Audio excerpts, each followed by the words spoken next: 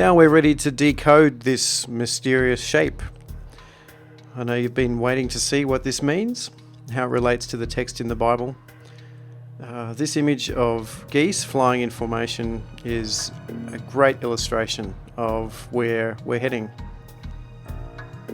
A lot of ancient literature is written in this mirror fashion, where you'll begin with one thing and that leads to another, and you'll work your way to a center, like the central goose, if you like, and then work your way back out again and sort of have a bit of a play on the themes of the things that you had done on your way in. So they're not exactly the same, but there is a reflection in the second half of the literature.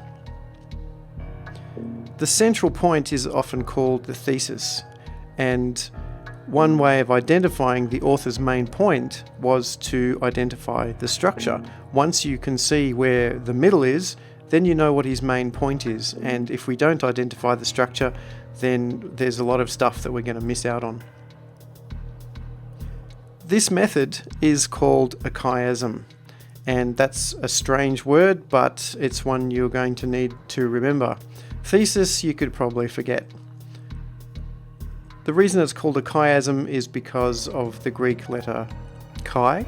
Now, I'm only using half the X. I know that's kind of a bit strange. The way that they use the X is a little different. We have an example here from Matthew 23. Whoever exalts himself will be humbled. Whoever humbles himself will be exalted.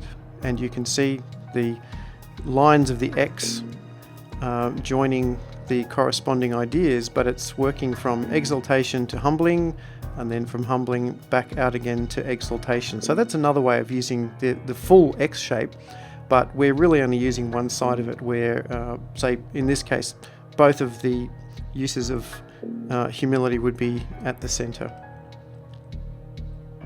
Chiasms in the Bible are practical. As I said, it gives us an idea of the author's main point. They are beautiful. Once you identify them, you can get a feel for the literary artistry that is going on, that we are so often very blind to. And they are everywhere, all the way through the Bible. It is the way the Bible is constructed. Very often we'll also find that they overlap each other, which is mind-blowing. Here's an example from 1 John 3. No one who is born of God commits sin, for his, that is God's, seed abides in him, and he is not able to commit sin because he is born of God. And you can see the symmetry in this single sentence, and it explains why it's written that way, why it often sort of doesn't flow according to the way we think. One thing that's interesting here as well is that C and C do not actually match. This is where John has used opposition. God's seed abides in him and he is not able. There we have, in a sense, a head and a body. We have God's word as the matrix, if you like, and then the result in the Christian's life is that he is not able to commit sin. So it's not always exactly parallel, and identifying the structure shows you how clever a lot of this is. And this particular structure, you'll see, is later on, when we get to it, you'll see is the shape of biblical history. Here is one that I've modified but stolen from Peter Lightheart's commentary on the books of Kings. We can see at the beginning that David doesn't fight Ammon. He doesn't go off to fight when the kings do. Bathsheba is pregnant. Bathsheba mourns Uriah. Nathan confronts David, which is the thesis here. David is brought to account. Bathsheba mourns her son because she loses her son under God's curse. She's pregnant with another son, Solomon, and then David goes out and conquers Ammon and wears their crown. And one thing that we should notice here is that this isn't just a literary structure, it's a historical structure, that the author who has crafted the text is also the author of the history.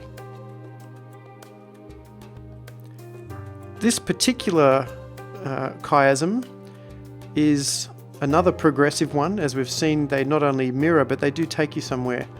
And if you memorize this one, you will have a firm foundation for understanding a lot of what is going to come down the track. We have Israel in Egypt, a foreign land, Passover and Red Sea, which there is blood and water. Then we have Moses receiving the law on Mount Sinai. In the book of Numbers, Israel dies under the law. Moses repeats the law to the next generation, a new Israel. Then we have Israel crossing into the promised land through the Jordan River, and then we have the blood of Jericho. So now we have water and blood, a reverse. And then we have Israel in Canaan, the promised land. One of the best ways to remember these things is to see them in our own lives. And human life is chiastic. God wrote the Bible, God wrote human life. You take a credit card, you drive to the supermarket, you fill up your shopping cart, purchase the groceries. That's the accounting again, as we saw with Nathan and David. You fill up your car with the groceries and you drive home, and then you check your receipt to make sure that you've got what you paid for. Here's another one, and this one will become quite interesting over the next few videos because it ties into some biblical themes. Every human day is chiastic, and if you think about it, this structure is also the basic shape of every human life that is lived, if lived to the full.